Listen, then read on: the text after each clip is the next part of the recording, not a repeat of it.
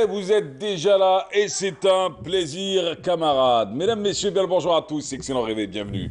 Bienvenue sur Canal, bienvenue dans la matinale, bienvenue en ce mardi 12 février et vous regardez la télévision algérienne. À partir du 21 boulevard des Martyrs, dans quelques instants, c'est l'info. Et l'info, c'est avec Nejma Harish.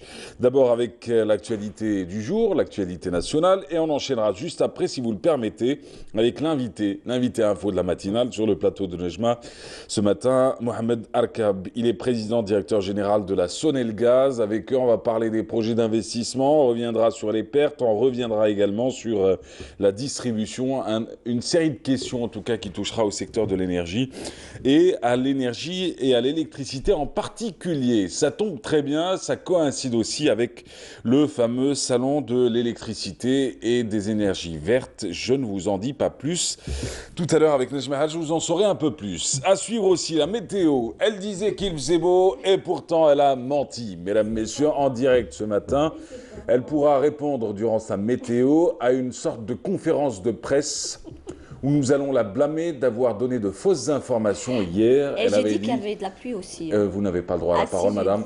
Vous n'avez pas le droit à la parole. Je vous ai demandé de ne pas... On va faire un débat. Les gars qui sont dans un tribunal. Vous n'avez pas le droit, madame. Eh ben, Taisez-vous. je l'ai dit. C'est pas moi qui ai inventé taisez-vous, par contre. Et je l'embrasse d'ailleurs. Et moi, je l'adore. J'adore les deux. Ah oui. J'ouvre la parenthèse, j'aime les deux. J'aime Ahmad Jouboud parce que j'ai grandi avec lui à la radio. Et j'aime Madjer parce que c'est un grand joueur, c'est un grand monsieur du foot. On peut aimer les deux, en réalité. Oui. Et on leur souhaite longue vie à eux deux et beaucoup de succès à eux deux. Mais taisez-vous. D'accord. En attendant, on se retrouvera juste après avec les invités du jour. D'abord, Nana Ouanani. Elle est présidente de l'association Femmes Algériennes Chefs d'entreprise. Il s'agit de la SEV. Shahrazed Saadi, chargée de la communication et du développement des projets. Jamila Belaïboud, secrétaire générale de l'association, avec elle on va parler d'une conférence, séminaire, organisée sur l'évolution des femmes chefs d'entreprise dans la région MENA. Moyen-Orient et Nord-Afrique forcément, avec cette conférence qui aura lieu le 14 février prochain. Ça se passe à l'hôtel Laurassi, c'est à 9h du matin. On en parle ce matin pour présenter cette conférence. Nessiba Djaidir, comme tous les mardis. Ah, Nessiba, les couleurs, les palettes, la gouache, la peinture, peinture à l'huile, peinture acrylique, peinture comme vous le souhaitez, art plastique. Vous connaissez un peu la peinture ? Oui, un peu. Pas trop, hein. Pas trop. Il faut pas trop me demander non plus. Depuis l'école primaire, quoi. Oui. Alors du coup, avec Nessiba, c'est plus sérieux et c'est plus beau. Ça se dit pas, mais c'est pas grave. C'est beau en tout cas avec elle. Elle reçoit Souad Tahir et avec elle, on va parler d'une exposition sur les œuvres d'art d'un collectionneur à la galerie d'art Aïda. Voilà, je vous en dis pas plus, c'est à découvrir. Et puis on finit tout à l'heure avec Besma Baoui, représentant du ministère du Commerce, comme annoncé. Retour sur cette thématique, les soldes. Les soldes, les fausses soldes surtout. On nous avait donné envie de nous réorganiser, de revivre un peu comme ce que l'on voit à la télévision depuis des dizaines et des dizaines d'années. De l'autre côté de la Méditerranée, ces fameuses soldes au mois de janvier, au mois de juin, en se disant qu'on pouvait économiser, puis ressortir, acheter ce qui nous plaisait, beaucoup moins cher, 40, 60, voire 30 ou 20% moins cher. Et désillusion pour beaucoup d'Algériens depuis quelques années avec ces fausses soldes organisées par des boutiques, quelquefois même des enseignes internationales. On vous affiche un prix, le jour des soldes, on vous remet un nouveau prix et on rebaisse à l'ancien prix et le même prix, c'était celui qui était appliqué avant les soldes, quelquefois même plus. Réponse avec elle sur le contrôle d'un côté, sur l'organisation des soldes de l'autre également et sur les mesures à prendre. Avec notre invitée Besma Baoui, représentante du ministère du Commerce. Vous connaissez le programme, bienvenue à vous tous. Sans plus tarder, c'est la météo et c'est présenté par Amel Larifi. Suivez l'air du temps avec Mobilis. En algérianisme, بسيف hein Oui, si. العربية. قوتي يقول فكرت لا ميتيو كان قلنا نايم هيا نروح ثورة. Allez, on y va. Alors bonjour à tous et bon réveil. Et bien pour aujourd'hui, on aura de la brume en début de matinée sur les régions de l'ouest, également le centre du pays, puis le ciel deviendra dégagé à peu nuageux sur les régions de l'ouest. Par contre, le centre et l'est, eh bien le ciel restera le plus souvent nuageux, accompagné de quelques pluies vers le centre-est et l'est du pays. Au sud, excepté quelques passages nuageux, mais en matinée sur le Nord-Sahara et les oasis, eh bien le soleil s'en donnera à cœur joie sur le sud-ouest, la Saoura, le Sahara central, l'extrême sud, le Gartasili et le Sahara oriental avec 2 fréquences de sable un peu partout vers les régions sahariennes. Les températures, quant à elles, eh bien, elles vont baisser sensiblement, mais plus vers l'intérieur est, avec toutefois un minimum de 7 degrés du côté de Batna, 8 Sétif, 12 Djelfa, 13 degrés à Al-Biyad, Tizi Ouzou, 15 degrés à Alger, Annaba, 18 Tlemcen, Mascara. Au sud, eh bien, on relèvera 19 degrés Gardaya, Biskra, 20 degrés Hassim Soudouagla, 21 Béchar, 22 vers Ilizi, Tamanrasset, Janet, 26 à Insalah et enfin le maximum 29 degrés Borj Beji Mokhtar et In Gazam. Et comme toujours, un petit voyage du côté de l'Europe où quelques flocons de neige tourbillonneront autour d'Oslo, également Prague, des passages nuageux Copenhague, Helsinki, Berlin, Londres, Paris, Bordeaux, Marseille, Berne, également Athènes, des nuages pluvieux à Bucarest. Par contre, le ciel restera bien dégagé à Lisbonne, Madrid et Rome. Le mercure affichera un minimum de moins 1 degré à Helsinki, 1 degré à Oslo, 4 à Copenhague, 3 à Varsovie, également Prague, 4 à Budapest, Berne, 9 à Paris, 12 Londres, 13 à Marseille, 14 à Madrid, également Athènes. Et enfin, le maximum cette fois-ci à Lisbonne avec 18 degrés. Voilà, je vous retrouve tout à l'heure, juste après le journal télévisé de midi. Et d'ici là, très très bonne matinée.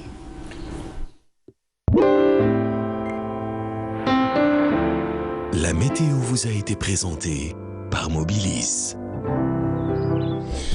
Voilà, la météo présentée par Ahmed Laribi ce matin en direct. Et vous l'aurez compris, l'amélioration attendue cet après-midi un peu partout sur les régions nord notamment. Excellente matinée à vous tous. Sans plus tarder, c'est l'actu ici dans la matinale. Dans la matinale, on retrouve Nejma Harish pour d'abord l'actualité nationale et juste après l'invité du jour, invité info de ce bonjour d'Algérie, Mohamed Arkab sur le plateau de Nejma Harish. Il est président directeur général de la Sonelgaz. Nejma Harish, bonjour.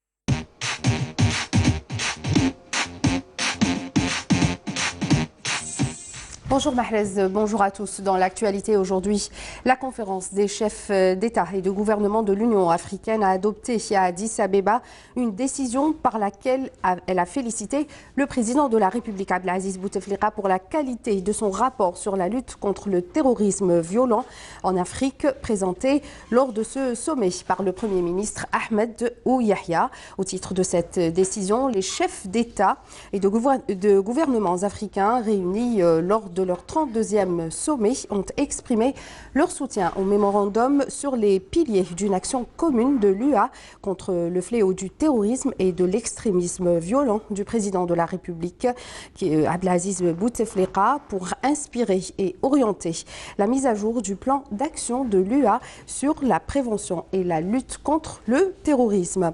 Et dans une nouvelle reconnaissance du rôle du chef de l'État, le sommet de l'Union africaine s'est également félicité du travail accompli par les institutions spécialisées qu'abrite l'Algérie, notamment l'Afripol, ainsi que les autres mécanismes de l'Union africaine, à l'instar du Comité des services et de renseignement de sécurité de l'Afrique. Aujourd'hui, dans l'agenda de l'activité ministérielle, est prévue la visite de travail à Tamanrasset de la ministre de Solidarité.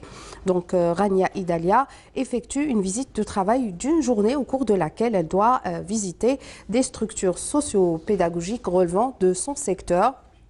Achlef, le ministre du Tourisme et de l'Artisanat, doit également inspecter des projets de réalisation d'un village de vacances dans la commune de Sidi Abdelrahman et d'une résidence touristique dans la commune de Ténès.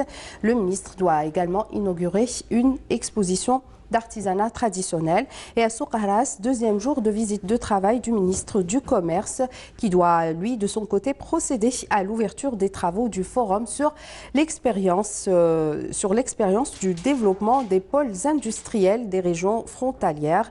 Ça se passera à la salle Miloud Touahri à Souk Ahras. Et à Bourj Bouariri, visite du ministre des Travaux publics. Abdelghani Zalen doit inspecter le chantier de réalisation de la route reliant la commune de Bourj Gdir et Ouled Mansour jusqu'aux limites administratives avec la wilaya de Msila.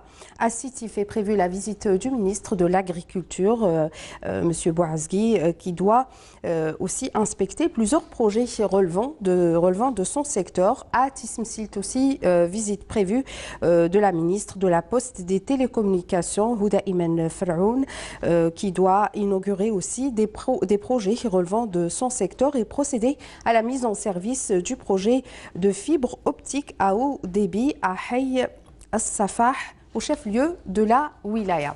Et on revient cette matinée à l'événement d'hier, donc une rencontre de concertation et d'écoute entre Sonelgaz et les filiales de distribution pour évaluer la qualité des prestations fournies. Avec nous ce matin pour en parler, comme le disait Mahrez tout à l'heure, le PDG de Sonelgaz, M. Mohamed Arkab. Bonjour, bienvenue à vous. Bonjour, merci d'avoir accepté notre invitation. Merci. Donc hier, beaucoup de participation, entre autres le mouvement associatif, les industriels activement dans le secteur. Donc l'heure était aussi au bilan. Et selon la commission de régulation de l'électricité et du gaz, donc Sonelgaz a perdu en 2018 l'équivalent de 11 milliards de dinars, dû notamment à la fraude et à travers des branchements illicites, ce qui l'emmène à une perte financière qui dépasse, donc je disais, 11 milliards de dinars et une quantité fraudée qui s'élève à plus de 2400 mégawatts. Donc, qu'est-ce que représentent ces chiffres pour le groupe Sonelgaz, M. Arkab? Merci, madame. Et permettez-moi, avant de vous répondre sur cette question, vous donner un aperçu ou une petite présentation succincte sur Sonelgaz, en quelques chiffres. Sonelgaz, actuellement, c'est 32 filiales qui activent dans le métier et les travaux et aussi les services pour le métier de Sonelgaz. Sonelgaz aussi, c'est 90 000 collaborateurs. Nous avons aussi une production d'énergie électrique de 19 000 mégawatts et un réseau de transport haute tension sur le territoire national de 30 000 kilomètres. Et avec plus de 370 postes de transformation haute tension et très haute tension et plus de 370 000 réseaux de distribution avec les postes de répartition. Aussi, Sonelgaz, c'est 21 000 km de gazoduc pour le transport du gaz naturel et 170 000 km de réseaux de distribution de transport gaz. Tout à fait. En quelques chiffres, c'est ça, Sonelgaz. Revenons par rapport à l'événement d'hier, c'était organisé par la CREG, l'autorité de régulation de l'électricité et du gaz, dans le but de rapprocher un peu, et comme vous l'avez si bien dit, de se concerter avec les associations, avec notre clientèle, et de présenter un peu l'avancée que fait actuellement Sonelgaz en matière de distribution, pour se rapprocher de ses clients, pour donner et offrir ce service public et de améliorer cette offre. Et le moderniser aussi grâce à de nouvelles prestations. Exactement, ils ont modernisé aussi notre prestation en introduisant de la nouvelle technologie. Tout à fait. Alors, vous avez dit les bilans, vous avez parlé de taux de perte, ça fait pas loin de 5 années, notre taux de perte, il avoisine les 18%. avec beaucoup d'efforts et beaucoup de travail et surtout beaucoup d'introduction et de technologie et une meilleure répartition et mise à niveau de notre réseau de distribution et avec bien sûr un investissement important, nous avons réussi à réduire le taux de perte de 18% à 12,8%. Et ce n'est pas des moindres parce que c'est vraiment des quantités énormes d'énergie que nous avons quelque part pu récupérer grâce à cette opération de modernisation de réseau. Et aussi, il ne faut pas oublier que l'opération réalisée par l'État avec un grand succès, le relogement des habitats précaires, nous a permis aussi de mieux rationaliser la distribution électrique, mieux répartir les charges et mettre à niveau notre réseau.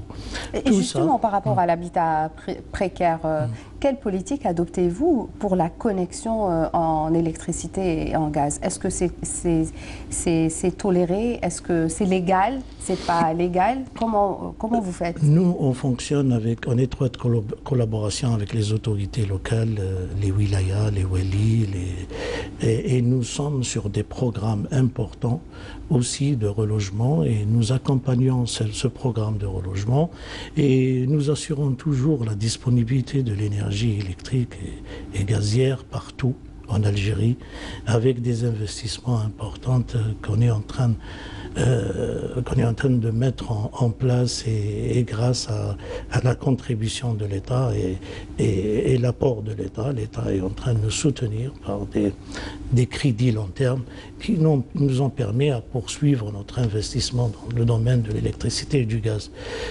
Plusieurs sujets ont été discutés hier sur le rapprochement, sur la sensibilisation, une meilleure communication en matière aussi de ce service qu'on offre, service public.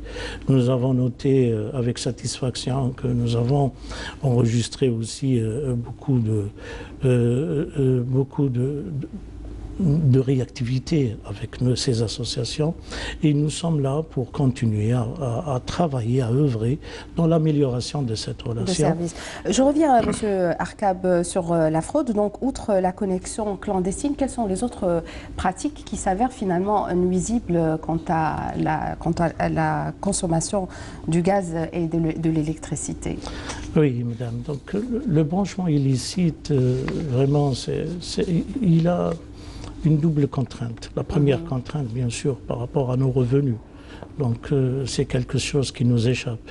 Mais la deuxième contrainte aussi, c'est de toucher un réseau bien étudié par rapport à une région donnée ou un quartier donné. Quand on touche à un réseau et on vient déstabiliser l'équilibre de ce réseau, on peut créer un incident majeur, même une explosion dans un quartier donné, où on peut aussi priver un quartier de l'énergie électrique en touchant dans un réseau par des gens qui ne sont pas professionnels dans le domaine, qui sont venus, ils viennent anarchiquement brancher dans un réseau qui est bien équilibré. Donc il crée quelque part un déséquilibre et aussi un danger pour les citoyens. Donc il porte atteinte au réseau. Nous, depuis 2017, nous avons mis en place des brigades d'énergie. Le but de cette initiative, c'est non seulement de contrôler notre réseau, partout où passent ces brigades, et détectent ces niches de fraude et interviennent rapidement pour parer à tout dysfonctionnement dans notre réseau.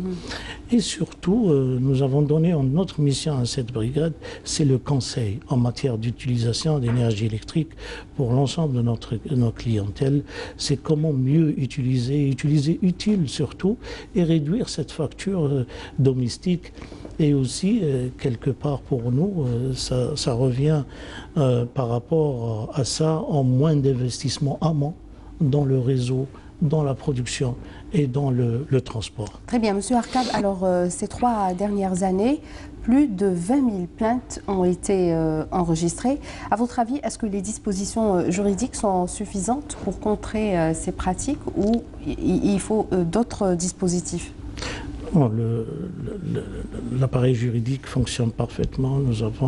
Nous déposons régulièrement des plaintes pour les fraudeurs. Mais le but, ce n'est pas de chercher à déposer plainte. Le but, c'est de chercher à maîtriser ce phénomène. Et optimiser la consommation. Voilà, nous voulons pas déposer plainte. Nous, au Sénégal, ce n'est pas notre objectif de déposer plainte. Nous voulons sensibiliser l'ensemble de nos concitoyens, de comprendre que les deux énergies, c'est des énergies très sensibles et aussi parfois, quand ils ne sont pas dans notre réseau et protégés par nos protections qu'on est en train de mettre dans nos réalisations, constituent un danger public. Donc, laisser les professionnels Sonelgaz à intervenir sur le réseau et sur le réseau électrique et gaz et ne pas toucher. Nous sommes là à discuter, à se concerter, à comprendre un peu les demandes de tout un chacun, que les consommateurs. Nous avons 52 directions de distribution à l'échelle nationale. On a 366 agences qui sont dotés d'outils modernes pour pouvoir discuter, concerter, conseiller tous nos clientèles pour une meilleure utilisation. Et ceux qui ne sont pas nos clients aussi, ils sont les bienvenus. Ils sont les bienvenus à discuter avec nous pour pouvoir remettre et rétablir une situation qui n'est pas normale. Et qu'en est-il justement, M. Arcab, des créances impayées? Vous en êtes où par rapport à cela? Le taux était très important l'année dernière, il s'était à plus de 57 milliards. Oui, nous avons une très bonne avancée dans ce domaine et une bonne sensibilisation. Beaucoup de caravanes depuis 2 années. Nous avons sillonné l'Algérie et nous avons expliqué à tous nos clients la relation qui existe entre nous, comment rendre cette relation très, très solide et aussi dans les deux côtés. Nous avons eu beaucoup de compréhension. On a été aussi dans on a été beaucoup plus dans chercher un échéancier que de chercher une coupure. C'est-à-dire on voulait carrément aller vers bannir. Solutionner à l'amiable, on va dire. Voilà, en tout cas, le ministre il a annoncé hier que désormais il n'y aura plus de coupure automatique jusqu'après étude au préalable du dossier des consommateurs. C'est la stratégie de Sonelgaz. Nous ne voulons pas, ce n'est pas notre but de couper. Nous sommes une société commerciale. Nous voulons vendre l'électricité. Tout à fait. Couper l'électricité, c'est-à-dire réduire nos ventes. Par contre, nous sommes sur des fichiers pour fidéliser nos clients. Nous sommes en train de voir, nous avons 10 millions de clients d'électricité et 6 millions de clients de gaz. Nous avons des fichiers, des clients qui sont fidèles, qui sont des clients qui sont réguliers. Et ce n'est pas possible de couper un client fidèle et régulier. Mais nous avons, par contre... et dans ce cas-là, qui sont les mauvais payeurs? Avons des mauvais payeurs, nous avons des... Bon, c'est par rapport peut-être à chacun sa situation financière, nous comprenons. Les institutions publiques notamment? Les institutions publiques, ils ont d'autres modes de paiement. C'est vrai qu'ils ont des retards. Mais ils sont réguliers dans les paiements, c'est-à-dire ils payent.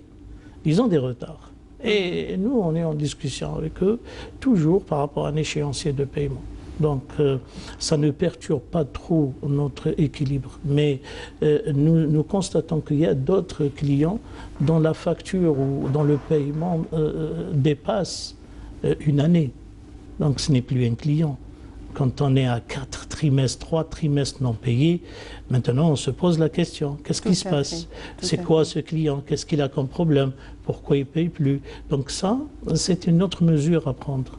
Mais nous avons fidélisé l'ensemble de nos clients et nous avons de très bonnes relations. On va rester toujours dans la consommation, M. Arcab, et on parlera de la forte consommation, notamment durant la saison hivernale. et la saison estivale qui connaît beaucoup malheureusement de coupures électriques, notamment pendant l'été, en particulier pour les régions du sud du pays. Quelles mesures comptez-vous adopter pour faire face à ces problèmes, notamment techniques?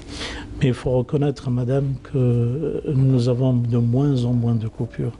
Et nous avons réussi, grâce à cette mobilisation aussi de l'État, en nous accompagnant pour mettre les fonds à notre disposition, nous avons réussi à réaliser beaucoup d'investissements, que ce soit pour notre Grand Sud, le littoral et les hauts plateaux. Donc, pour le Grand Sud, nous avons 32 centrales électriques avec des réseaux locaux qui sont en train de contribuer pleinement à offrir cette énergie électrique dans de bonnes conditions. Malgré la canicule de l'année passée, le 2018, on a observé une canicule importante au niveau du sud et malgré ça, nous avons réussi à rendre disponible l'énergie électrique dans toutes les régions du Grand Sud. Quelque part, on a eu quelques perturbations, mais nous avons paré rapidement avec des équipes que nous avons mobilisées et nous avons aussi doté d'équipements mobiles pour répondre rapidement à tout événement ou à toute contrainte ou panne. Par rapport à l'investissement, nous avons un programme d'investissement important pour le Grand Sud. Notamment dans les zones frontalières. Le Grand Sud, les zones frontalières, les hauts plateaux. Nous avons 16 000 km de réseau électrique décidés en cours de réalisation.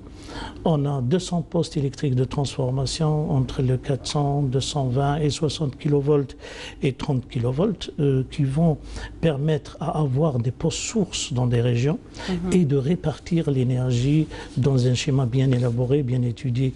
Et aussi, nous avons 8000 MW de construction de centrales électriques à travers des centrales cycles combinés qui sont en cours de construction, qui vont renforcer le réseau aussi national. Et nous avons un important programme au sud pour renforcer les centrales existantes et aussi créer de nouvelles centrales dans des régions du Grand Sud. Et nous sommes en train maintenant de mettre des mises en service pour préparer l'été 2019. Donc un schéma bien élaboré, bien préparé pour rendre disponibles les deux énergies, surtout l'énergie électrique avec beaucoup d'investissements. Et nous sommes là pour accompagner le développement industriel, de l'agriculture, hydraulique. Donc il y a un programme aussi pour les 50 zones industrielles, pour les 2800 périmètres agricoles et plus de 300 points hydrauliques identifiés qui ont besoin d'être alimentés en énergie électrique et gazière aussi. Très bien, on va rester toujours, on va parler toujours investissement, Monsieur Arcable, et on parlera notamment du partenariat étranger. Vous en êtes où par rapport à cela? Beaucoup de filiales sous-traitent. Comment ça se passe à votre niveau? C'est dans une stratégie, c'est un des axes stratégiques du groupe Sonelgaz, c'est de développer localement, le développement local et l'intégration locale. Donc certainement, nous avons beaucoup de partenaires étrangers à l'époque qui nous fournissaient des équipements et même de la prestation. À partir de 2011, nous avons mis en place une stratégie de telle manière à produire et fabriquer localement nos équipements à travers le programme que nous avons tracé en matière de développement. Donc nous avons réussi à avoir avec General Electric un partenariat pour la fabrication des turbines à gaz, turbines à vapeur et alternateurs et les contrôle-commande plus les auxiliaires. Et cette usine est en cours maintenant de construction et la première turbine, elle sera Inch'Allah en 2019. Elle va sortir Made in Algeria, la première turbine algérienne, elle sera en 2019. C'est une technologie de pointe maîtrisée par les étrangers. Avant, on achetait des turbines. Maintenant, on va les fabriquer en Algérie. On est allé crescendo par rapport à cette stratégie de telle manière à fabriquer aussi avec un partenaire indien les transformateurs de puissance. Nous allons faire avec une entreprise française aussi les isolateurs. On va faire avec des Coréens, avec un Coréen, les chaudières de récupération pour les centrales de cycle combiné, parce que c'est le point important dans la fabrication de la vapeur à forte pression pour pouvoir faire tourner une turbine à vapeur. Donc, tout ce tissu est en train de se faire en partenariat. Le but, c'est la fabrication locale. Nous avons réussi, depuis 2011 à 2019 aussi, réussi à algérianiser totalement, à 100%, la réalisation du réseau haute tension. Avant, c'était les étrangers qui venaient nous construire les pylônes haute tension et les lignes haute tension. Maintenant, on les fabrique en Algérie. La fabrication des câbles et les accessoires et les pylônes se fait en Algérie. Le montage, la conception et l'étude se fait par des Algériens. Il y a des bureaux de Sonelgaz et les bureaux aussi nationaux, publics et privés, qui sont ils sont montés en compétences dans ce domaine. Et maintenant, nous avons un marché fourni pour la réalisation du réseau haute tension, que ce soit les lignes haute tension, aussi les postes et la construction des centrales électriques. Donc, un taux d'intégration à hauteur de combien, M. Arcad? Ça dépend des domaines, ça dépend. Quand on passe aux centrales électriques, nous avons réussi à faire en Algérie le génie civil et le montage électromécanique des centrales électriques. Ça représente un taux d'intégration de 20%. Donc nous avons encore un chemin à faire. En intégrant le bloc power, ces turbines qui seront fabriquées en Algérie, nous allons atteindre 60% de taux d'intégration, voire 65%. Le réseau haute tension, on peut dire que nous avons dépassé le taux de 60% parce que nous sommes en train de fabriquer des équipements en Algérie et nous sommes en train de construire les réseaux par les Algériens. Pour les autres domaines de Sonelgaz, nous sommes à 100%. Par exemple, le réseau de distribution, 100% du réseau, il est fabriqué en Algérie et il est conçu par des bureaux d'études algériens et réalisé par des Algériens. Donc, dans cette stratégie, nous allons, Inch'Allah, très bientôt avoir un taux très appréciable d'intégration nationale. Le but recherché, c'est de rendre disponibles ces équipements et de pouvoir créer cette valeur ajoutée en Algérie pour parer à toute éventualité. Avant, quand on avait des soucis, des pannes ou préparer un plan de maintenance, on avait beaucoup de soucis parce qu'on dépendait des plannings des étrangers. Parce qu'on devait voir un peu les plannings des usines à l'étranger. Maintenant, non. Tous ces équipements se font en Algérie. Il suffit de tracer, de planifier et de réaliser. Et qu'en est-il du chiffre d'affaires de Sonelgaz en matière d'exportation, M. Arcad? Nous sommes arrivés jusqu'à maintenant, c'est le début. Nous avons avant des contrats d'échange avec nos voisins. Nous avons mis en place un réseau 400 kV qui relie la Tunisie et le Maroc. Nous avons un réseau important de 400 kV qui peut transiter jusqu'à 2000 MW. Actuellement, nous avons réussi à augmenter le transit vers la Tunisie qui est passé de 100 à 300 MW avec un accord entre la société, la STEG de la Tunisie, l'ONE au Maroc et nous-mêmes. Nous avons signé un accord pour augmenter les échanges et pouvoir placer notre énergie en fonction de leurs demandes pour une exportation. Aussi, nous sommes en train de travailler sur le réseau. Nous allons beaucoup travailler sur le réseau haute tension et très haute tension pour pouvoir mettre en place cet autre axe stratégique de Sonelgaz qui est de se préparer au marché international. Ça, c'est en matière d'énergie directe de vente d'électricité. Mais un autre marché qui n'est pas des moindres, c'est un marché de services où Sonelgaz a maintenant une compétence avérée en matière de réalisation d'ouvrages, de conception et de réalisation d'ouvrages énergétiques. Et nous sommes en train de discuter avec nos partenaires africains, en Mauritanie, au Sénégal, au Mali, au Niger, avec nos frères libyens et tunisiens aussi, à pouvoir réaliser des projets avec eux. Donc, incessamment, nous allons signer un protocole d'accord avec les Libyens pour aussi maintenir et monter en puissance chez eux des centrales électriques. C'est une maîtrise totale en Algérie par notre société filiale de production SPE et SKTM dans les énergies renouvelables. Donc nous avons deux filiales qui sont actives dans la production d'électricité, qui ont développé beaucoup de compétences avec la filiale engineering SIG, qui est en train de concepter et réaliser les ouvrages. Donc avec ces filiales, nous ambitionnons à réaliser des ouvrages à l'étranger en matière de production d'énergie électrique. Et aussi avec nos filiales travaux qui maîtrisent maintenant totalement la réalisation, que ce soit des réseaux de tension ou de distribution et aussi les moyens de tension.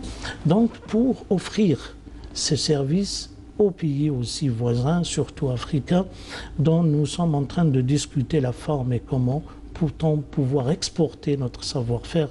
Et c'est une aussi importante opération qu'on est en train de préparer pour l'avenir. Tout à fait. Et qu'en est-il de l'intégration des énergies renouvelables au réseau électrique, Monsieur Arkab? Aussi, c'est important pour nous dans la diversification des énergies et nous sommes sur ce volet, nous sommes en train de préparer cette partie et nous avons eu l'accord de l'État de pouvoir commencer par le grand réseau du sud algérien. Nous avons déjà dans notre actif réalisé 358 mégawatts. Nous avons 22 centrales photovoltaïques réparties sur le territoire national sur 14 wilayas. Et nous avons déjà réalisé une première centrale éolienne à Adrar. Nous maîtrisons depuis 2013 maintenant, avec cette réalisation et exploitation que ces centrales sont raccordées sur le réseau, nous avons, avec cette période, maîtrisé cette technologie, maîtrisé l'exploitation de cette technologie, la conception, et comment peut-on améliorer cette opération de maîtrise de centrales photovoltaïques. Ce que nous avons réussi à faire pendant ces 5 dernières années. Maintenant, on est passé à l'étape de la construction des centrales photovoltaïques. 50 mégawatts sont décidés sur le Grand Sud pour réaliser 8 centrales au Grand Sud et nous allons les réaliser durant cette période, l'exercice 2019. L'appel d'offres est lancé. On va concrétiser les contrats au mois d'avril et pouvoir construire les centrales pendant 6 à 7 mois, jusqu'à voire 8 mois. Et on en est où par rapport au projet algéro-allemand Desertec concernant l'installation des panneaux photovoltaïques? Il était question d'un grand projet au sud du pays. C'était une ancienne initiative Desertec pour pouvoir réaliser des centrales photovoltaïques. Si on revient au contexte de l'époque, c'était beaucoup plus eux et chercher. Desertec, c'est quoi? C'est une association de producteurs d'équipements. Ils voulaient avoir des projets pour placer leur équipement. L'Algérie, bon, à travers, bien sûr, quand ce projet a été présenté à Sonelgaz, nous avons fait l'étude économique et nous avons fait l'étude par rapport à ce qui se développait pendant cette période et surtout le prix du kilowattheure par rapport à ce qui a été présenté.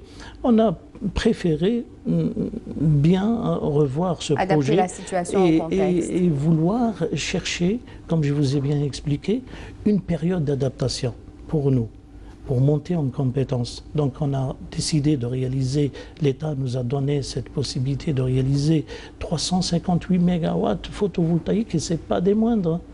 On est actuellement le 2e pays africain en matière de réalisation de centrales photovoltaïques avec 358 mégawatts et avec l'appel d'offres de la CREG de 150 mégawatts et nous les 50 mégawatts qui seront destinés au Grand Sud. Et pourquoi cette destination? C'est beaucoup plus pour réduire nos charges et notre facture de gasoil. Parce que le Grand Sud, on utilise beaucoup plus le gasoil pour faire la production de l'énergie électrique à travers des centrales diesel. Donc on va placer à côté de chaque centrale diesel, on va placer 40% de photovoltaïque. Et cette installation, cette centrale va réduire la consommation de gasoil au Grand Sud et ça va nous permettre de réduire aussi notre facture de consommation de gasoil et moins d'importation de gasoil en devise. Tout à fait. Alors, Monsieur Arkab, une dernière question, parce que le temps passe très vite. On va parler de numérisation de prestations de services et le e-payment pour les clients Sonelgaz. Nous avons déjà, à partir de 2017, généralisé cette opération à travers déjà l'utilisation des terminaux de paiement qui sont au niveau de nos agences et à travers la carte bancaire CIB. Donc nous avons cette possibilité. Le e-payment aussi, il est opérationnel à travers aussi une opération qu'on peut faire à travers l'Internet. Et nous sommes en train de généraliser aussi beaucoup d'opérations, un nouveau système de gestion de la clientèle qui est conçu par notre filiale de l'informatique Elite, qui est les systèmes d'information, qui va nous permettre aussi de généraliser et de rendre disponible cette nouvelle offre en matière de mieux se rapprocher de nos clients, de leur faciliter à distance de discuter avec nous. Et récemment, nous avons mis en place des centres de contact, des centres d'appel, des call centers, à travers les centres de contact à travers les 4 régions du pays pour pouvoir nous contacter directement à travers le 3303 pour tout problème ou toute question d'un citoyen algérien qui veut contacter la Sonelgaz pour pouvoir demander un conseil, demander par rapport à sa facture, par rapport à une coupure, par rapport à une intervention, à une panne, une fuite de gaz ou quoi que ce soit. Nous serons là avec des équipes que nous avons mis en place à travers le territoire national sur les 52 directions de distribution que nous disposons. Qui peuvent intervenir à tout moment. Très bien, Monsieur Arkab, un dernier mot, juste un dernier concernant l'installation des compteurs électroniques, donc les smart grids, pour optimiser la consommation. Nous sommes passés par le compteur électromécanique. Avant, avec le noir qu'on avait à la maison, le bloc. Tout à fait. De ce compteur, on est passé au compteur électronique.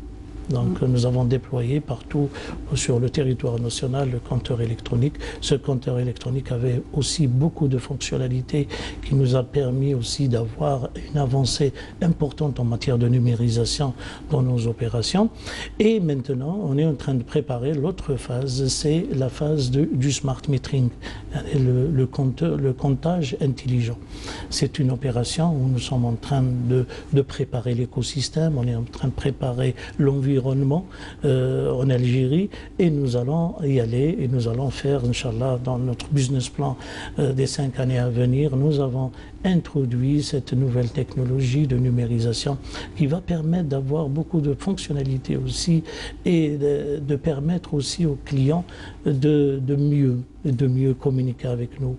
Le but recherché, c'est de consommer utile, c'est de mieux rationaliser l'énergie électrique pour moins d'investissement en amont. Très bien. Merci Monsieur Mohamed Arkab. Merci d'avoir accepté notre invitation. On est revenu principalement ce matin sur les grands axes de la stratégie de Sonelgaz. Beaucoup de points restent encore à développer. Espérons vous avoir encore une deuxième fois sur ce plateau. Merci beaucoup. Merci. Voilà, Mahrez, c'est à vous. Voilà, c'était Nejma Haresh et son invité aujourd'hui. L'actu d'abord, ensuite l'invité du jour, Mohamed Arkab, président directeur général de la Sonelgaz. On se retrouve dans quelques instants. Celles qui seront à l'honneur, c'est cette fameuse association des femmes algériennes chefs d'entreprise. La SEV sera parmi nous dans quelques instants, représentée par plusieurs invités. On revient sur une conférence, un événement qui aura lieu le 14 février prochain. Mais juste avant, même si l'heure est à l'amélioration, question météo, ces quelques images de Tigjda, je suis sûr, vont vous donner envie de montagne. Allons-y.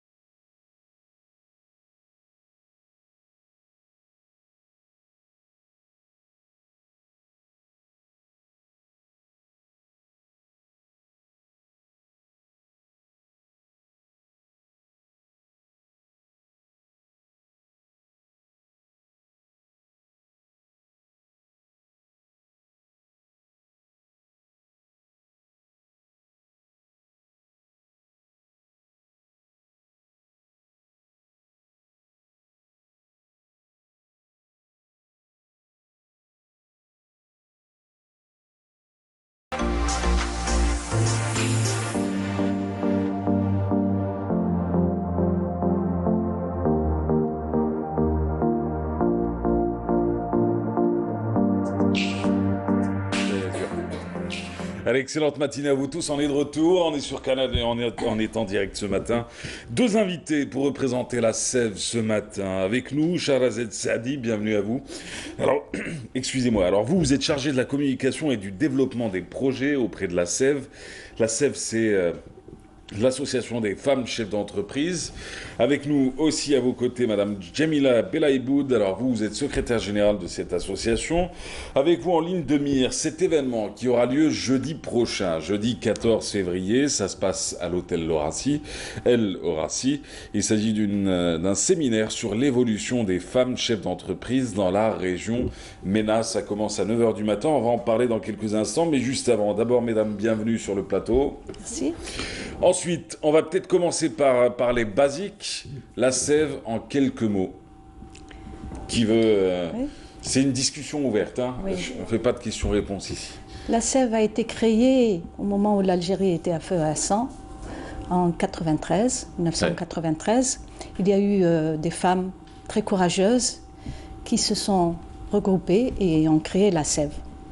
D'ailleurs, je voudrais rendre hommage à ces femmes-là parce que c'était une période où les femmes essayaient d'être le moins visibles possible. Et elle a été donc créée à cette période. Et depuis, elle a fait un chemin remarquable. Alors ce chemin-là, on va le raconter à travers des actions, on va y revenir à travers le séminaire de jeudi prochain. Comment se porte le climat des affaires pour commencer, chez les hommes et chez les femmes, en particulier chez les femmes, mesdames? La Sève, donc comme l'a bien mentionné Madame la secrétaire générale, elle a vocation à accompagner les femmes chefs d'entreprise, les accompagner par la formation, les accompagner par le conseil et les accompagner aussi pour leur visibilité. Et puisque vous évoquez le climat des affaires, certainement il est difficile pour les hommes, il est encore plus difficile pour les femmes, pour parfois pour la conjoncture économique, mais aussi pour les pressions, pour certaines pressions sociales et pour une certaine réalité sociale. Mais quelles sont les difficultés auxquelles les femmes chefs d'entreprise sont confrontées aujourd'hui? Il est certain qu'aujourd'hui, il n'y a pas de différence vis-à-vis de la loi. La législation se comporte de la même manière envers la femme et l'homme, chef d'entreprise. La Constitution le garantit. Mais quand vous êtes sur le terrain, c'est vrai que parfois vous avez affaire à certains comportements qui restent individuels, heureusement, mais qui sont là et qui parfois entravent au parcours de la femme. Un peu misogyne, un peu machiste? Parfois, oui. Parfois. Face à ça, il faut que la femme s'appuie sur la loi, mais aussi sur les associations qui les accompagnent. C'est ça le rôle des associations telles que la nôtre, qui écoutent les femmes, qui leur permettent d'évoluer dans un environnement sain, et qui, bien sûr, accompagnent les femmes dans leur parcours de création d'entreprise. Il faut savoir que la Sève accompagne les porteuses de projets, pas uniquement les chefs d'entreprise qui sont là depuis quelques temps, mais aussi les étudiantes, les porteuses de projets. Elle les accompagne auprès de l'administration, auprès des pouvoirs publics. Elle les accompagne par la formation, surtout. Oui. Formation, mise à niveau? Bien sûr, mise à niveau, sûr. Parce qu'il ne s'agit pas seulement d'être chef d'entreprise, il faut aussi durer dans l'espace. Et pour durer dans l'espace, il faut connaître quand même certaines choses qui concernent l'entreprise. Et la Sève a été, je crois, la première à comprendre que sans formation, une femme ne pouvait pas devenir chef d'entreprise et durer dans le temps. Oui. Donc et auprès des pouvoirs publics, nous avons un rôle à jouer. Sève, elle est membre de la tripartite depuis des années, donc elle est un peu le porte-voix des femmes chefs d'entreprise, de leurs problèmes, qu'ils soient économiques ou autres d'ailleurs. Donc c'est à travers ça qu'on a un peu défini nos missions. Nous allons beaucoup sur les régions, nous ne sommes pas uniquement sur les grandes villes. Nous accompagnons des femmes rurales, nous accompagnons des femmes universitaires, donc différents profils, mais avec un objectif commun qui est la création d'entreprises. Création d'entreprises, alors mise à niveau des femmes chefs d'entreprise. Combien vous comptez aujourd'hui de femmes chefs d'entreprise? On est à peu près 200 femmes chefs d'entreprise à Sève. D'accord. Mais si vous parlez du pourcentage, le CNRC avance un chiffre de 150 000 femmes approximativement, chefs d'entreprise. Ça représente quoi aujourd'hui par rapport à l'ensemble des entreprises algériennes? Par les secteurs privés ou on parle public aussi? Privé. Uniquement privé. Uniquement privé. Là, c'est bon. Si on a aujourd'hui à peu près 1 900 000 entreprises en Algérie, sur lesquelles il y a, je crois, 7% d'entreprises de femmes, uniquement. Oui. Maintenant, moi, je voudrais aussi faire une autre lecture, un peu plus rassurante, c'est l'évolution. Il a été constaté qu'il y a eu quand même 26% d'évolution sur les 5 dernières années, comme nombre de femmes chefs d'entreprise. Donc, on préfère faire cette lecture pour pouvoir quand même avancer et rassurer. Alors, jeudi prochain, vous allez réunir énormément de monde à l'hôtel El Comme Razi. toujours. Comme toujours. Ah oui. J'avais pas de doute là-dessus, madame. Alors, du coup, vous allez les réunir autour de ce séminaire sur l'évolution des femmes chefs d'entreprise, non pas qu'en Algérie, mais sur la région MENA. Parlons-en. Alors, sur la région MENA, tout simplement parce que depuis 3 années maintenant, on est... Vous êtes affilié? On est affilié, on est partenaire d'un programme allemand qui est destiné aux femmes chefs d'entreprise de la région MENA. Ça a été choisi pour son parcours, pour un peu ses missions et autres. Et ce projet arrive à terme de la première étape. On est heureuse de tenir ce séminaire en Algérie qui conclut un peu le programme GPP. Donc, on a voulu conclure avec quand même une évolution pour avoir une idée sur ce que nous sommes, les acquis de la femme algérienne, mais aussi celle des femmes dans la région MENA. Et c'est très intéressant de s'ouvrir sur les autres, de savoir ce qu'elles font pour se positionner, pour améliorer ses activités et pour aussi donner de la visibilité aux femmes chefs d'entreprise. Donc ce séminaire, il se tient dans ce cadre-là. Ça va être aussi une occasion importante pour SEV parce qu'on va signer une convention importante pour nous avec le fonds de garantie pour les crédits aux PME, le FGAR. Et cet organisme apporte des solutions à des contraintes lourdes un peu pour l'entreprise de manière générale, qui sont les garanties demandées, exigées par les banques pour un financement. Mais vous pouvez imaginer facilement ce que ça peut aussi apporter comme solution aux femmes chefs d'entreprise, qui elles sont toujours confrontées à ce problème de garantie. Parce qu'elles n'ont pas de bien à leur nom, parce que c'est difficile d'hypothéquer un bien familial. Donc c'est une convention très importante pour nous, qui s'inscrit dans cette stratégie d'accompagnement aux femmes que nous avons. Et qui va permettre aux femmes d'être plus libres de créer leur entreprise. Alors comment va se dérouler votre conférence ? Elle est chargée justement Elle se déroulera, d'abord il y aura... Et quel concept pour votre conférence? C'est-à-dire des femmes d'expérience qui seront sur scène pour raconter leur expérience, à partager, la débattre? On reçoit des femmes du Liban, d'Égypte, d'Allemagne et de Tunisie, qui sont nos partenaires dans ce programme. Donc ils vont présenter des communications sur leur environnement à elles, dans leur pays, l'environnement des affaires, l'évolution des femmes chez elles, donc leur évolution à elles. Et une deuxième partie sera consacrée au panel pour un peu parler de 2 thématiques spécifiquement. On va parler de l'écosystème des femmes chefs d'entreprise dans la région MENA et on poursuivra par un deuxième panel sur comment intégrer les femmes aujourd'hui dans les stratégies économiques et les politiques économiques des pays. Très important qu'elles soient partie prenante. Allez-y, continue.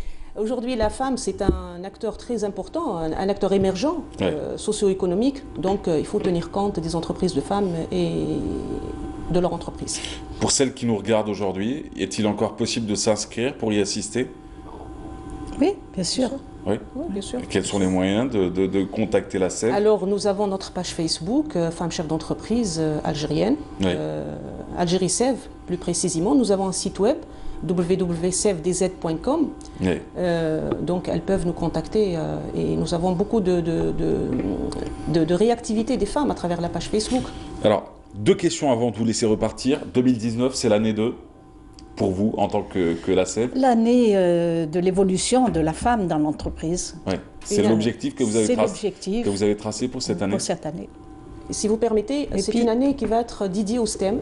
Pour nous, le STEM, aux filières scientifiques, technologiques, d'engineering et de mathématiques. Nous lançons le programme Algérie STEM, donc qui va un peu identifier des porteuses de projets, des start-up, de jeunes start-up, les accompagner par la formation, mais surtout un volet très important qui est un peu notre challenge pour cette année 2019, c'est de les placer sur le marché international à travers notre relationnel, parce qu'on n'a pas adhéré à ce programme pour y adhérer. On a adhéré pour construire un relationnel international. Pour tisser un réseau, des connexions. Et positionner les entreprises de femmes, leurs produits. Oui. On travaillera beaucoup sur la certification aussi, pour ces projets-là, pour ces produits, qui sont la plupart du temps innovants, et on essaiera de les placer sur le marché international. Quels sont les créneaux que vous conseillez à toutes les femmes qui veulent se lancer dans les affaires? Les créneaux, c'est d'abord le savoir-faire. Il faudrait d'abord qu'elle ait un savoir-faire. Qu'elle maîtrise d'abord un savoir-faire et puis une formation dans ce qu'elle sait faire. Parce qu'il ne faut pas non plus qu'elle se lance dans des choses qui lui sont inconnues. Et la meilleure réussite, c'est le savoir-faire et la formation dans le savoir-faire. Vous insistez sur cet aspect et non pas sur la niche à investir, même sans connaissance. Absolument. La question Joker pour finir, comment se passent les relations avec le patronat et avec le FCE par exemple? On a des relations très cordiales avec tout le patronat, certainement, de toutes les manières. On n'a pas le choix parce qu'on a la même cause, c'est l'entreprise algérienne. Donc autant s'entendre et autant avoir des actions communes. D'ailleurs, ils sont invités à notre conférence, ils seront les bienvenus. Et j'espère que l'entreprise algérienne se porte bien. On a des bonnes relations avec tout le patronat. Oui. Mais il est beau de poser la question parce qu'on parle énormément du FCE, on parle énormément du patronat. Jusqu'à aujourd'hui, on n'a jamais eu de problème avec le patronat. Vous savez, les rivalités n'apportent rien. Les rivalités n'apportent rien. Il faut agir selon des plans communs, des objectifs communs. Aller au-devant. On n'a pas le temps aux rivalités, ni on a le même objectif, c'est la réussite des entreprises dans notre pays, c'est aller de l'avant. Il faut qu'on sorte un petit peu de carcan habituel. Il faut une évolution vraiment visible. Il faut il n'y a pas que les femmes, les hommes aussi, mais dans notre association, c'est pour les femmes, il faut qu'on les aide à sortir de leur coquille, à sortir, parce qu'il y a beaucoup de savoir, il y a beaucoup de connaissances, mais elles ne sont pas mises en pratique, elles ne savent pas aller jusqu'au bout des choses. Vous poussez à l'éclosion d'une certaine manière. Exactement. Il ne faut pas oublier qu'on fait des journées portes ouvertes dans les universités. On incite aussi les jeunes femmes à créer leur entreprise, à leur montrer comment faire, à les aider à devenir de réelles femmes chefs d'entreprise. Ce n'est pas facile. Merci d'avoir été là, mesdames. Merci d'avoir partagé ces quelques minutes. On sait que vous êtes attendus ailleurs. Shahrazed Saadi, chargée de la communication et du développement des projets. Elle a beaucoup à faire. Et Madame Jamila Belaïboud, rappelons que vous êtes secrétaire générale de cette association, l'association des femmes algériennes, chefs d'entreprise. Et on rappelle cet événement, Hôtel El Orassi, ce sera jeudi, ce sera 9h du matin. C'est le séminaire sur l'évolution des femmes chefs d'entreprise dans la région MENA. Merci encore, mesdames. Merci beaucoup. Quant à nous, on s'intéresse à un métier cette fois-ci. C'est un coup de projecteur sur un artisan qui travaille dans le cuir. Et c'est Saïda Mayouf qui nous propose ce portrait. On se retrouve juste après. Dans la commune côtière de Sidi Abdelaziz, à une trentaine de kilomètres de la ville de Djidjel, nous avons retrouvé l'artisan Youssef Mohamed dans son petit local. Ce septuagénaire, toujours bon pied bon oeil, passe des journées entières au milieu de ses pièces de cuir pour en confectionner à la perfection des articles selon les commandes de sa clientèle. J'ai appris ce métier sur le tas avec les anciennes générations. Ça m'a passionné tout de suite. De la ceinture au portefeuille jusqu'aux plus grandes pièces, couture, coupe, broderie sur cuir. Je maîtrise tout. Aujourd'hui, ce métier n'a plus de secret pour moi. Une panoplie d'ouvrages finement travaillés par des mains expertes, estampillés 100% cuir, font la fierté de cet artisan. Aujourd'hui, c'est une grande passion entre le cuir et moi-même. Ça fait 18 années que j'exerce ce métier. La matière première m'arrive d'El-Milia. Mon rêve est que ce métier perdure et ne disparaisse pas dans le temps, car c'est un métier noble. L'industrie du cuir fait la réputation de la wilaya de Jijel au même titre que d'autres activités artisanales, surtout dans cette commune où l'on recense plus de 270 artisans en cuir, dont 80% sont localisés dans cette magnifique ville côtière. Qualité et esthétique caractérisent ces divers produits, tout un savoir-faire que ce spécialiste du cuir tient à pérenniser en le transmettant aux générations futures. Chaque jour que je viens ici, c'est un nouvel apprentissage pour moi. Aujourd'hui, ce sont les différentes qualités de cuir et le perçage des ceintures. Application, patience et méticulosité sont les maîtres mots dans ces lieux où le cuir se décline sous toutes ses formes. Alors Nessiba Jaidil me parlait des difficultés à se réveiller le matin. Non, je vais vous dire, Madame Nessiba Jaidil, j'affectionne particulièrement les jours de semaine. Je trouve que ça sert à quelque chose de se lever tôt. Vous travaillez en week-end, donc, et là, exceptionnellement, vous avez travaillé en semaine. Et c'est un plaisir. Nessiba Jaidil, bienvenue. Comme tous les mardis, vous êtes chez vous. Ici, on parle art plastique. Vous êtes accompagnée ce matin de votre invitée, Madame Souad Tayyar. Bienvenue. Merci, bonjour. Bienvenue sur le plateau. Vous êtes galeriste. Et on y va. Les débats sont ouverts. Bonjour à vous, Mahrez. Bonjour à vous tous. Ravi de vous retrouver tous les mardis. Alors, avec nous ce matin, Souad Tayyar, bonjour. Bonjour. Merci d'être des nôtres ce matin. Merci pour l'invitation.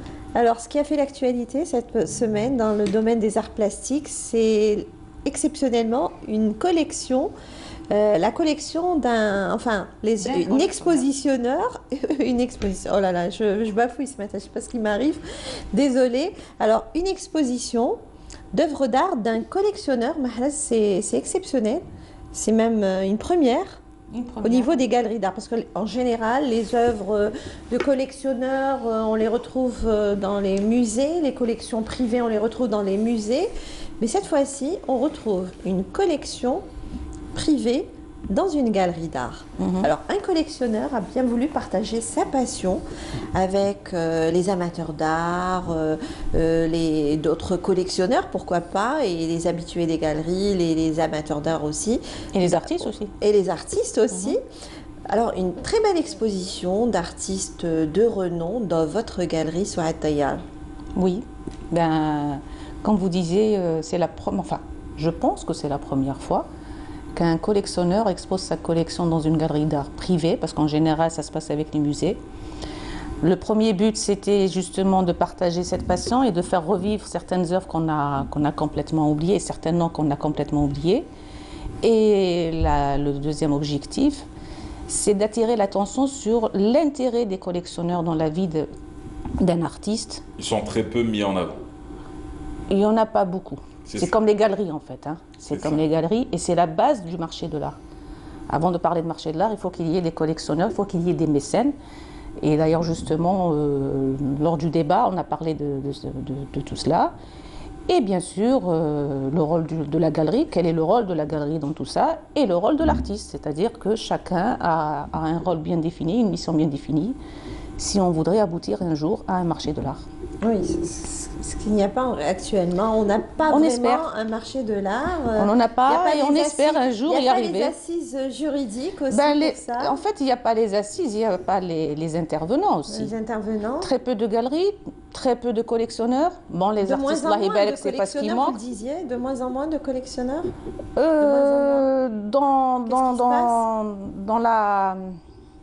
Dans la lignée, oui, de moins en moins, parce qu'un vrai collectionneur, c'est pas celui qui achète des tableaux et puis un jour il va vous dire, oui, moi mes murs sont remplis, j'ai pas où mettre. C'est pas ça le collectionneur. Le collectionneur, c'est celui qui exporte l'artiste à l'étranger. C'est celui qui va vous aider à soutenir l'artiste. Ouais. C'est ça le vrai collectionneur. Le mécène aussi, il a son rôle à jouer dans cette histoire. Parce que le mécène il fait la protection de l'artiste et le collectionneur fait la promotion de l'artiste. Le galeriste, il est entre les deux. Nous, c'est notre rôle, c'est de dénicher les talents et d'aller vers les collectionneurs et vers les mécènes pour essayer de les promouvoir. D'accord. On essaye. Alors, cette exposition, c'est à l'occasion des 10 ans d'existence de cette galerie aussi. Oui, oui. Vous avez voulu marquer cet anniversaire par cette exposition assez originale? Eh bien oui, pour les 10 ans de la galerie, en fait, depuis la création de la galerie, on a eu pour objectif de promouvoir de jeunes talents. Chose qui n'est pas facile à faire, parce que d'abord, pour promouvoir un jeune talent, il vous faut beaucoup de courage et beaucoup de patience, parce que vous n'êtes pas à l'abri des critiques. Et prendre des risques aussi, hein. Les galeries ne prennent prenez pas beaucoup de risques. Hein. En général, les galeries exposent des artistes connus sur la scène artistique algérienne. Je n'ai pas fait ça. Hein. Oui. Moi, j'ai beaucoup travaillé avec les jeunes. Oui. Pourquoi j'ai travaillé avec les jeunes? Parce que je me dis que les non connus ont suffisamment d'espace. Et je m'étais promise de dédier l'espace aux jeunes talents. Pendant 10 ans, c'est ce que j'ai fait. J'ai réussi avec certains artistes à... Abdelrazak Hafian, par exemple. Abdelrazak Hafian a fait sa première individuelle chez moi. Il a un parcours quand même. Non, il a commencé son parcours de l'étranger et il est rentré vers son pays. Il vivait en Tunisie. Sa première expo s'est faite chez vous. Chez moi. Ouais. Sofiane Dey a fait sa première exposition individuelle chez moi. Bon, il y a d'autres noms, il y en a beaucoup. Bon, il y a ceux qui ont poursuivi le chemin avec la galerie, et il y a d'autres qui sont partis ailleurs. D'accord. Voilà. Ok, alors on ne va pas en dire plus, on va découvrir le reportage Mahrez. Donc ça se passe à la galerie Aïda. Aïda, la galerie. Avec un A. Aïda, à la galerie Aïda. Aïda, c'est un patronyme marketing. C'est AIDA. Action, inciter le désir à agir. Oui, parce qu'on est dans la communication aussi. Hein. Et c'est aussi par rapport à l'opéra de Verdi, Aïda. D'accord. Voilà. On est loin des Aïda. On est très loin des Aïda. Et vous savez qu'il y en a beaucoup qui le pensaient très longtemps. Hein? Oui, je le sais. Jusqu'à maintenant. Je le sais. Aïda. C'est pour ça qu'à chaque fois je dis Aïda. Eh ben, c'est parfait. Et c'est Nassiba Jaidir qui a été... pour nous raconter un peu cette exposition d'un collectionneur d'art à la galerie Aïda, s'il vous plaît. Merci, Mahrez.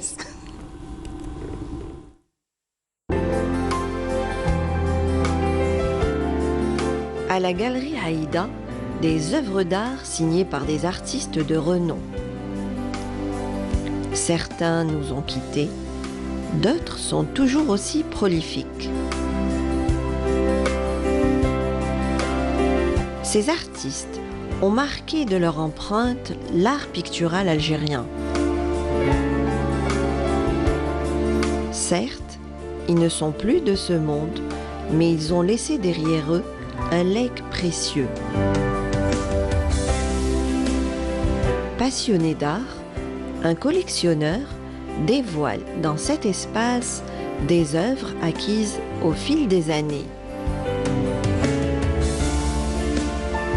Il s'est fait plaisir en achetant des tableaux dont chacun d'entre eux raconte sa petite histoire. Aujourd'hui, il nous donne à contempler et à apprécier une partie de sa collection. C'est un projet mûrement réfléchi. J'en ai parlé avec Madame Tillard de la galerie Aïda. Et nous avons décidé d'exposer des peintres qui ont été les pionniers de l'art pictural algérien. J'ai prêté bien sûr quelques œuvres à l'image de Azouaou. C'est vraiment les premiers à l'image de Azouaou, de Samson, de Bendeber. Et nous avons présenté un dessin qui est très très révélateur d'Issiachem, qui montre un peu la situation matérielle des artistes durant les années 60-70. Dans cette galerie, des œuvres d'art qui expriment la vision d'une époque. Des œuvres dont le collectionneur en assure la pérennité. Conservées, restaurées, elles traduisent bien des émotions. En ouvrant les portes de sa précieuse collection, il y a aussi un devoir de mémoire et de partage. Dans ce champ de créativité, des tableaux bien ancrés dans le terreau culturel algérien. Des tableaux signés par des artistes témoins de leur temps. On a voulu un peu brosser pratiquement tous les styles de la peinture algérienne. C'est elle qui a choisi, il y en avait d'autres. On espère que cette expérience sera renouvelée avec d'autres peintres qui sont oubliés. Je pense surtout à Mohamed Sghir, je pense à, comme j'ai dit, à Louil, Mokrani, qui nous ont quittés. Dans l'anonymat le plus total, c'est Madame Thiard qui a choisi ces pièces. Nous avons essayé d'équilibrer et de montrer pratiquement tous les styles de la peinture algérienne. Le partage des passions, c'est l'intitulé de cette exposition. Une exposition qui nous enveloppe et nous transporte. Un voyage dans le temps, une pensée pour ces artistes. Youssef Hamdi Cherif, un collectionneur d'art très engagé dans la vie artistique. Mais le plus important dans cette exposition, c'est justement de mettre la lumière sur un travail méconnu, sur une passion méconnue, mais qui est très importante dans la vie artistique, c'est celle des collectionneurs. Ce sont des gens qui œuvrent pour la pérennité de la culture, mais on en parle rarement. Aujourd'hui, il y a de moins en moins de collectionneurs, de moins en moins de mécènes. On aimerait attirer l'attention sur cette activité qui peut être exercée avec beaucoup de plaisir et beaucoup de passion et qui peut rendre un grand service au monde de l'art. C'est une occasion de découvrir ou redécouvrir des œuvres d'art dont la qualité fait leur valeur. Des œuvres d'artistes qui révèlent et interpellent.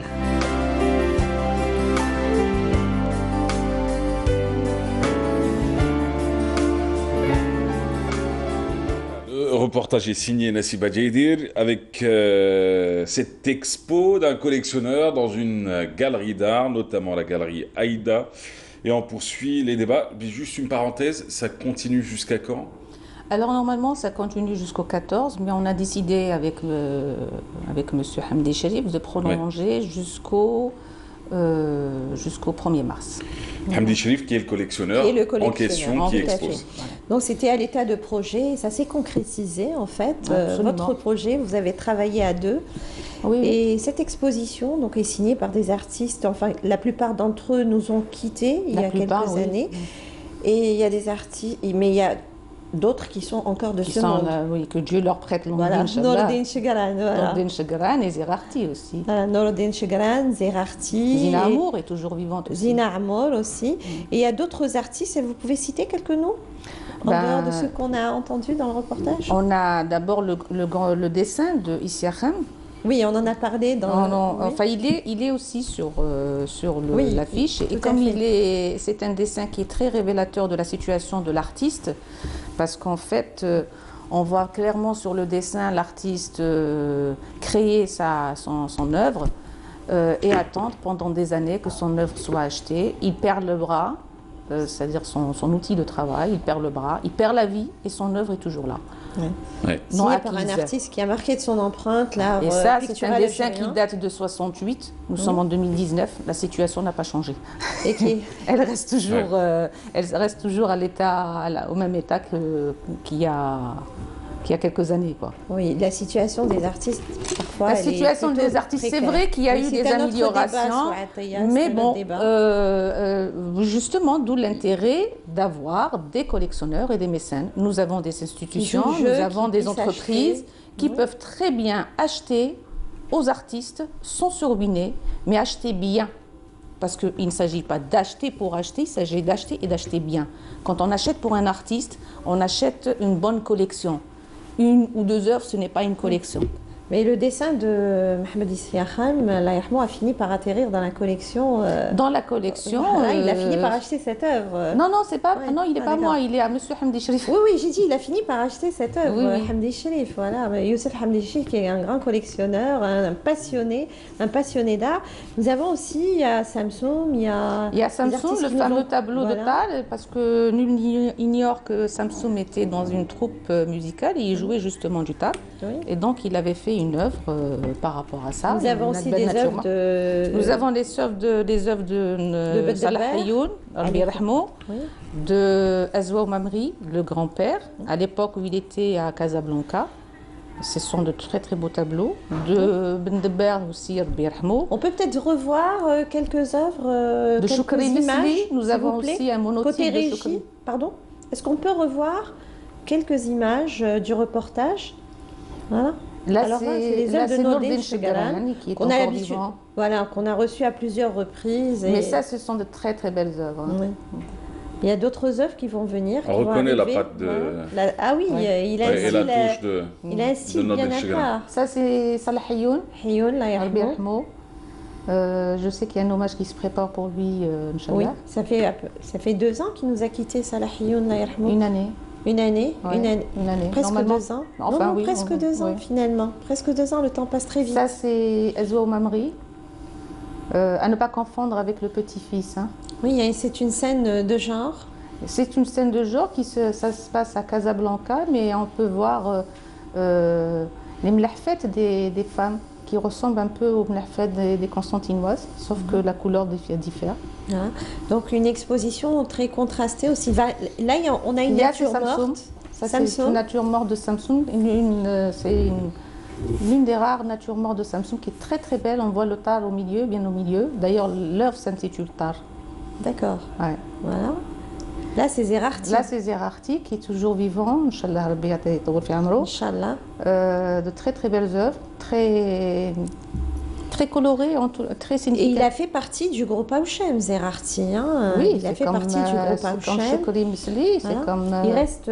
Son travail reste très ancré dans le terreau culturel algérien. Comme la plupart des artistes. Signes et symboles. Comme la plupart des artistes, c'est-à-dire chacun puise dans le patrimoine algérien. On n'est jamais très loin du patrimoine algérien. Chacun à sa manière, mais en tous les cas, chacun puise. Là, par exemple, cette œuvre s'intitule Le Hammam de Salah Hayoun, celle qui passe actuellement. Et quand on la voit comme ça, il faut vraiment qu'on donne le nom pour qu'on arrive à recroire. On rappelle que c'est un peintre graveur. C'est un peintre graveur. D'ailleurs, il y a l'un des rares peintres graveurs. Oui, l'un des premiers aussi. Oui, absolument. Et on a l'influence quand même sur ses œuvres. Tout à fait. La gravure.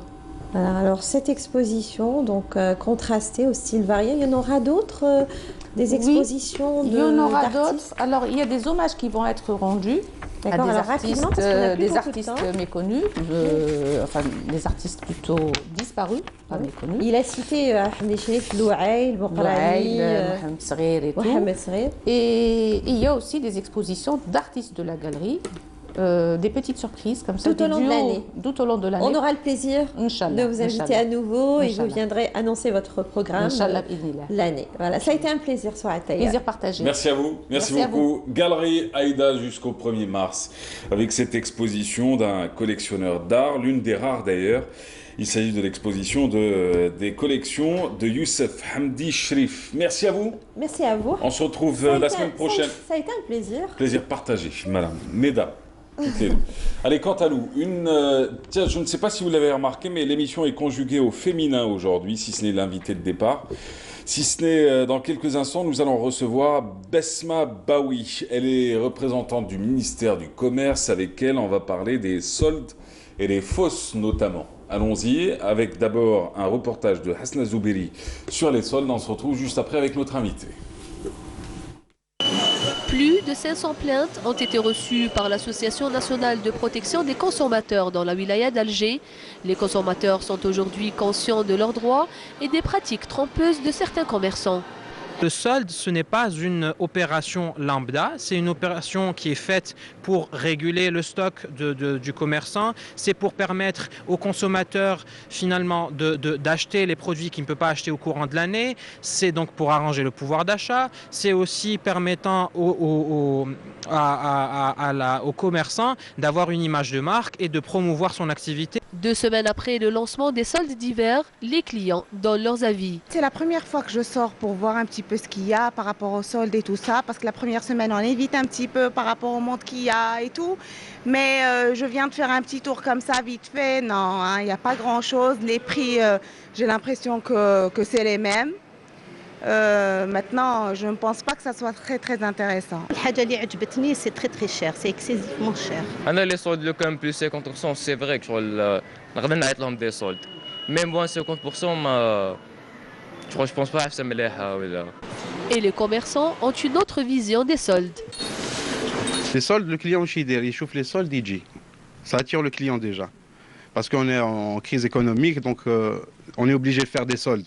Pour les articles Kamel, bon, ils sont soldés chez moi, ils sont soldés à 20%. Gain Kamel les articles. Ça dépend de l'article qui m'a qu'un idée 30, 40%, 50%.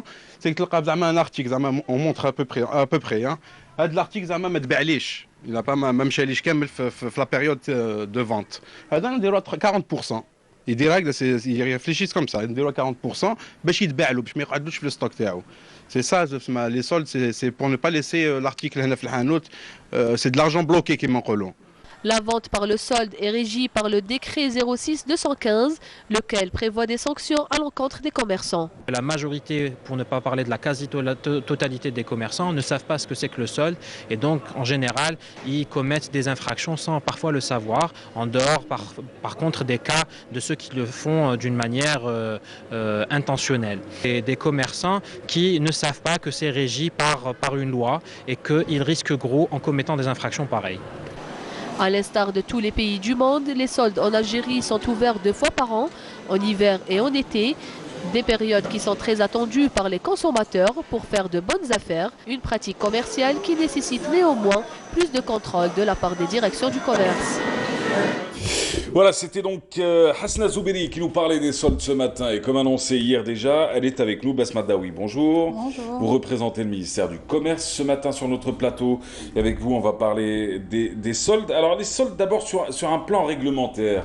Qu'est-ce que les soldes? Comment on peut les définir? Alors, pour les soldes, c'est le but des soldes déjà. Oui. C'est une vente accélérée des articles détenus en stock. D'accord. Donc, elle ne porte pas sur la nouvelle collection. Oui. Donc, c'est l'ancienne collection. Déjà. Voilà. J'ai un stock que je dois vendre et liquider. Donc, je fais une vente en solde. D'accord. C'est vrai que c'est une nouvelle culture pour les Algériens. Mais elle commence à s'installer. Alors, le dispositif mis en place pour gérer les soldes, pour organiser un peu les soldes. D'abord, la première question, est-ce que tous les commerçants sont soumis à cette obligation de pratiquer des soldes? Non, ce n'est pas tous les commerçants, c'est le commerce en détail. C'est le commerce en détail. Donc, ce n'est pas le gros. Oui. Donc, c'est juste le détail. Mais tous les commerçants... Oui, c'est tous les commerçants. Sont sujets à... Oui, quel que soit le domaine. Concessionnaire, donc auto, habillement, lustrerie. Pourtant, il a été dénoncé depuis quelques années déjà que ceux qui étaient dans l'électroménager et l'électronique ne pratiquaient pas les soldes, que l'automobile ne pratiquait pas forcément les soldes. Non, ils sont tous concernés par les soldes. Tous concernés. Tous concernés. Mais ils ont obligation d'avoir au moins un produit qui doit être soldé? Non, ce n'est pas une obligation. D'accord. Ils sont concernés, mais ils sont libres de faire les... Ils sont concernés, mais ils sont libres de pratiquer la vente en solde ou ne pas la pratiquer. D'accord. Donc c'est libre à l'agent économique. Mais ils sont concernés par l'opération? Oui, c'est des commerçants. C'est des commerçants. Alors du coup, quelles sont les conditions pour pratiquer je suis commerçant, je veux solder? Est-ce que je le fais à ma guise ou est-ce que je dois respecter un cadre réglementaire? Il y a un cadre réglementaire qui organise l'activité. Donc, c'est déjà pour les périodes, c'est 2 fois par année civile. Oui. Il y a la première période, c'est la période hivernale.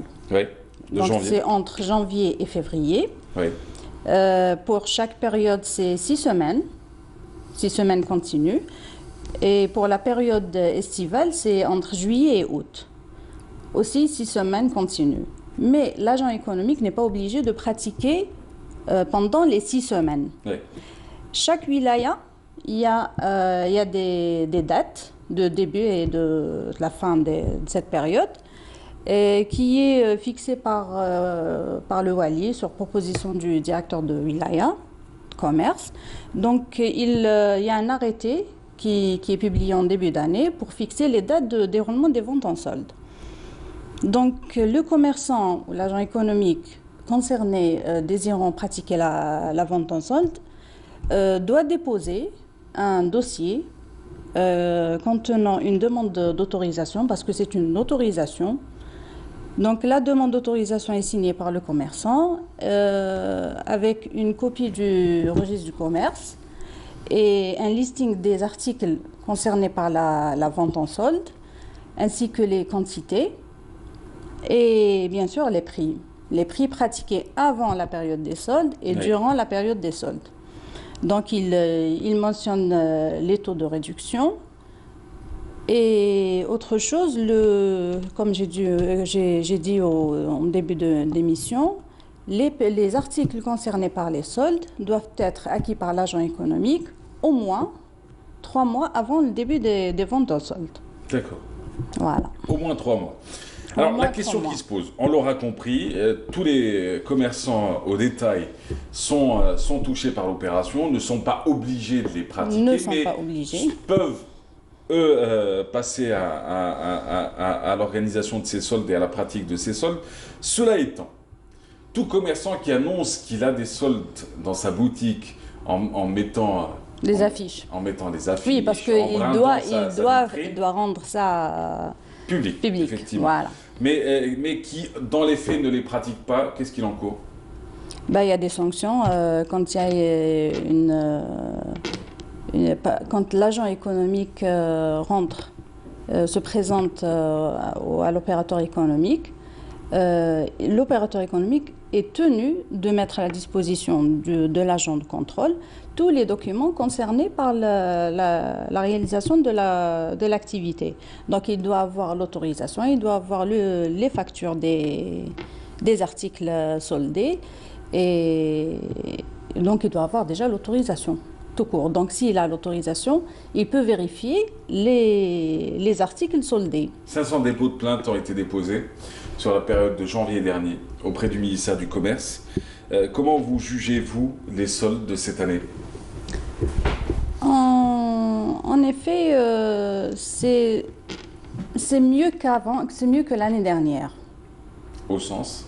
Au sens de l'organisation de l'activité, parce qu'on a davantage de commerçants qui demandent l'autorisation. On a certains commerçants qui disaient non, on ne savait pas que c'est soumis à une autorisation et tout. Donc, on travaille sur la vulgarisation. Plusieurs émissions, que ce soit télé, radio, presse, qui ont été organisées à cet effet. Et on a une meilleure, on essaye de faire une meilleure organisation pour chaque période. Donc vous pensez en matière que ça évolue avec le temps, qu'il est normal qu'il y ait des anomalies, que ça ne fonctionne pas très bien au départ, mais qu'avec le temps ça va bien s'organiser. Oui, c'est récent, l'activité c'est récent. Oui. Donc même pour les consommateurs, ils attendent davantage la période. Oui. Donc pour faire des achats. Quel que soit le pays dans le monde. Hein. Oui, mais par rapport aux autres pays, quand même, c'est récent chez nous. C'est cela. C'est pas aussi. Alors, Madame Daoui, la question, c'est que les soldes sont une pratique récente. Oui. Cela étant, dans la pratique, parce que le nom, on l'a toujours connu, mais dans la pratique, je veux dire, en termes de réglementation ou autre, quelle est la différence entre promotion et solde? Alors, la promotion, c'est... À chaque fois, on me dit, oui, c'est la même chose, on voit tout le temps des réductions de prix et tout. Par contre, c'est vrai, la promotion peut intervenir sous forme de réduction de prix. Les soldes, c'est une réduction de prix. C'est pas autre chose. Oui. Les soldes, c'est une réduction de prix pratiquée sur un article précis. La promotion, peut avoir plusieurs formes. Ouais. D'ailleurs, on peut trouver une tombola. Et elle intervient au courant de toute l'année. Donc, c'est toute l'année qu'on peut pratiquer une vente promotionnelle. Oui. Et ça peut être sur un produit, sur la nouvelle collection. Par contre, les soldes, ce n'est pas toute l'année, c'est 2 fois par année civile. Et elle porte sur les articles acquis au moins 3 mois avant la période des soldes. Alors, je finirai avec la dernière question. Je suis allé acheter une chemise. Je l'ai repérée avant la période des soldes. Elle faisait 5 999 dinars, arrivé le jour des soldes. Je débarque dans la boutique. Je retrouve une étiquette dessus, soldée, à moins 50%, sauf qu'elle était à 8 500 dinars. Qu'est-ce que vous en pensez? Il faut signaler. Il faut signaler tout simplement. Il faut signaler. Auprès de qui? Les Alors, bureaux des communes Non, on a soit à la centrale, au ministère du Commerce, donc il faut adresser un courrier par poste ou bien un email, parce qu'on a un espace dédié pour ça, sur le site web du ministère, www.commerce.gov.dz. D'accord. Donc vous pouvez envoyer un mail, ou bien service extérieur de la wilaya. Tout simplement. Tout simplement, mais il faut signaler. Merci, Madame Desmadaoui. Merci d'avoir été là. Rappelons que vous représentiez ce matin le ministère du Commerce. C'était un plaisir de vous recevoir. Quant à nous, camarades, on se retrouve dès demain matin de 8h à 9h30. J'aurai le plaisir de vous servir cette dernière journée. Enfin, pour ma part, et à partir de jeudi, ce sera Radia Boul Maali. D'ici là, portez-vous bien, amusez-vous bien, aimez-vous, pas la peine de vous détester. Il y en a d'autres qui le feront à votre place. Ciao.